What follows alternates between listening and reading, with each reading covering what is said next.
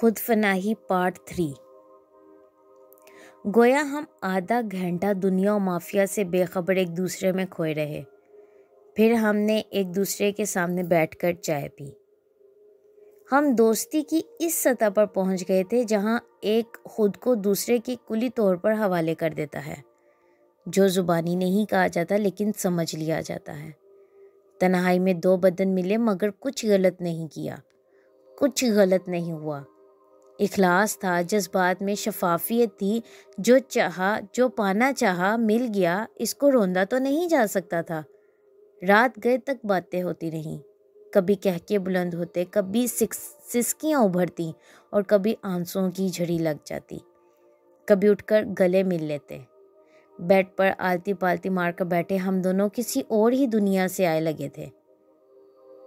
باتیں کرتے ہوئے اس نے میرا سر اپنی گود میں رکھنے کے لیے اپنا ہاتھ میرے کندھے کی طرف بڑھایا تو میں خودکار طریقے سے اس کا ہاتھ اپنے کندھے پر آنے سے پہلے اس کی منشا اور اپنی طلب کے مطابق اس کی گود میں اپنا سر رکھ چکی تھی۔ باتیں کرتے ہوئے اس کی آنکھوں سے ایک قطرہ میرے چہرے پر گرا۔ اس نے اپنے جذبات اور محبت کی عکاسی کرتا وہ قطرہ میرے چہرے سے صاف کرنے کے لیے ٹیشو اٹھایا۔ میں نے منع کر دیا کہ اسے خود ہی جدھر جانا ہے جانے دو یا خشک ہو لینے دو۔ یہ وقت کیف و مستی کا وقت تھا۔ ہم ایک دوسرے کی روح میں سمائے ہوئے تھے۔ کسی قدر بے پردگی کے باوجود ایک سچائی، شفافیت اور پاکیزگی کا پردہ تھا جو ہم دونوں کے درمیان حائل تھا۔ ہمارے دل صاف تھے، جذبات ہر قسم کی علائج سے پاک تھے۔ باتیں کرتے میں کئی مرتبہ پھرتے جذبات میں اٹھ بیٹھتی، اس کے گلے سے لگتی اور پھر اس کی گود میں سر رکھ کر لیٹ جاتی۔ سانسوں میں تیزی آتی، نہ جذبات میں کوئی ہیجان۔ یہ تعلق محبت سے بھر کر تھا جس میں حد عبور کرنے کی سوچ ہی جاگزی نہیں ہوتی۔ یہ تو بس پہلی ملاقات کی کہانی تھی سر جی۔ اگلی ملاقات میں حد میں رہتے ہوئے حدیں بھی عبور ہو گئی مگر اس پر کوئی پشیمانی نہیں ہے۔ میں حد عبور کرنے کے قبل کی کیفیت سے ہمکنار ہونے کی متمنی تھی، کیونکہ جو کچھ میں نے اس وقت اس کے ساتھ وقت گزارتے ہوئے محسوس کیا وہ جذبات آج سے پہلے کبھی نہیں تھے۔ وہ میری آنکھوں سے دل میں اترا اور پھر روح تک سرایت کر گیا۔ اور حیرانگی کی بات یہ ہے کہ جذبات اور احساسات یک طرفہ نہیں تھے۔ وہ میری مکمل توجہ پانے کے لیے بولتے بولتے مجھے مخاطب کرتی رہی۔ رات کے پچھلے پہر بادل نخواستہ میں نے واپس اپنے کمرے میں جانے کا عقد کیا۔ اس کا کمرہ نمبر 368 میرے کمرہ نمبر 308 تھا۔ بیڈ سے اتر کر ہم ایک بار پھر کھڑے ہو گئے۔ میں چھوڑ آتا ہوں، اس نے ساتھ جانے کی خواہش کا اظہار کیا۔ ٹھیک ہے آ جائیں، لیکن چھوڑنے کے لیے نہیں، مجھے میرے کمرے تک اپنی محبت کے دامن میں لے کر پہنچانے کے لیے، کیونکہ روح میں سما جانے کے بعد کسی کو چھوڑنا ممکن نہیں ہوتا، میں نے مسکراتے ہوئے فلسفیانہ انداز میں کہا۔ اس کے لبوں پر بھی مسکراہٹ چھا گئی، جس نے چند لمحوں کے لیے مجھے ایک بار پھر اسے اپنی آغوش میں لینے پر مجبور کیا۔ الوداعی ملاپ کے بعد ہم وہاں سے نکلے اور میرے کمرے تک آئے۔ دروازہ کھول کر میں نے اندر آنے سے قبل اسے خدا حافظ کہا۔ اس نے جواب پسمردگی سے دیا۔ میرا دل بھی پسیج رہا تھا مگر اب الگ تو ہونا تھا۔ اس کوریڈور میں کوئی نہیں تھا۔ میں ایک بار پھر اس سے لپٹ گئی۔ پہلے کی طرح میں نے اس کی گال پر، اس نے میرے ماتھے کو بوسہ دیا۔ یہ عمل 3-4 سیکنڈ کا تھا، پھر وہ واپس ہو لیا اور میں بھی اپنے کمرے میں داخل ہو گئی۔ لائٹ آن کی، دیکھا کہ کمرہ خالی ہے۔ کہاں گئیں یہ دونوں؟ میں نے خود سے سوال کیا۔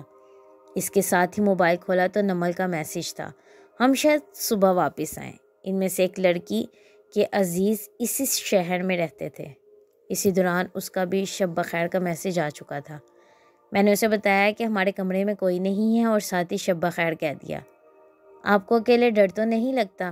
اس نے فکر مندی سے پوچھا۔ نہیں کوئی بات نہیں، آپ سو جائیں، صبح ملتے ہیں۔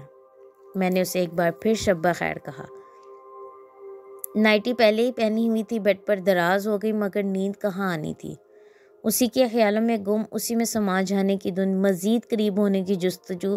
دل کر رہا تھا اس کے پاس چلی جاؤں یا اسے اپنے پاس بلا لوں۔ آنکھ بند کر کے سونے کی کوشش کی، تھوڑی سی غنودگی مگر نیند دور ہی رہی۔ آخرکار جب رہا نہ گیا تو اٹھی اور اس کے کمرے کی طرف چل دی۔ آدھے راستے میں تھی کہ وہ بھی سامنے سے آتا دکھائی دیا۔ میں نے سوچا آپ ڈر رہی ہوں گی اس لیے آپ کو لینے آ رہا تھا۔ یہ کہتے ہوئے اس نے میرا ہاتھ اپنے ہاتھوں میں لیا اور اپنے کمرے کی جانب چل پڑا۔ جو چند لمحے ہم نے اپنے اپنے کمروں میں ایک دوسرے کے بغیر گزارے تھے وہ صدیوں پر بھاری تھے۔ کمرے میں داخل ہوتے ہی ہم نے ایک دوسرے کو اس طرح دیکھا جیسے بچھڑ کر صدیوں بعد مل رہے ہوں۔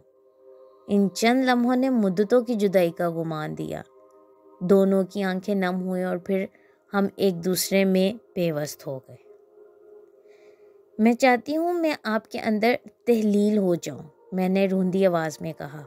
میں سوچتا ہوں ہم دو بدن کیوں ہیں، ہم حلول کیوں نہیں ہو جاتے، اس نے بھی بھیگے لہجے میں کہا۔ کچھ پل کے لیے ہم دونوں جذباتی ہو گئے اور کتنی ہی دیر ایک دوسرے کی باہوں میں لہراتے رہے، جھومتے رہے۔ وقت گزر رہا تھا لیکن ایک خالی پن تھا جو ہمیں ایک دوسرے سے الگ نہیں ہونے دے رہا تھا۔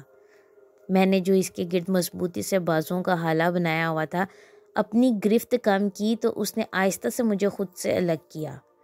میرے چہرے کو اپنے ہاتھوں میں لیا اور چہرے پر موجود ہر نقش کو اپنے ہونٹوں کا لمس چھوڑنے لگا۔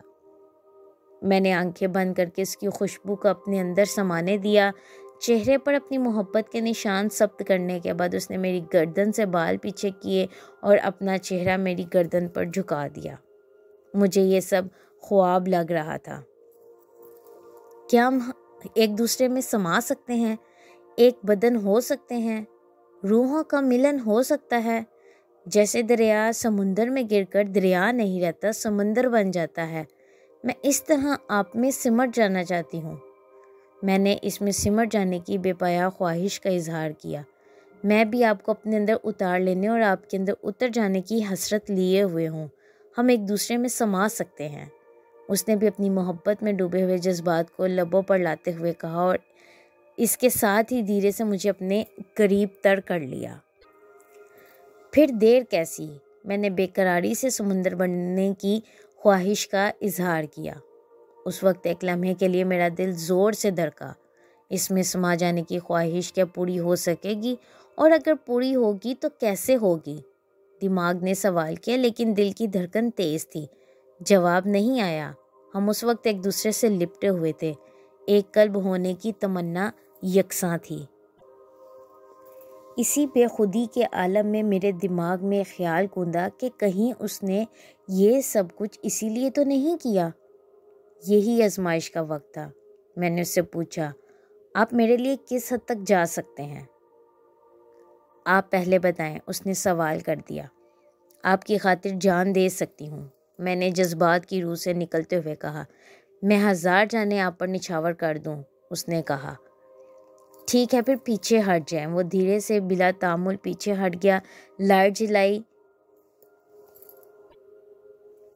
اور سیدھا ہو کر بیٹھ گیا کیونکہ وہ اپنی آزمائش پر پورا اتر چکا تھا۔ جاری ہے۔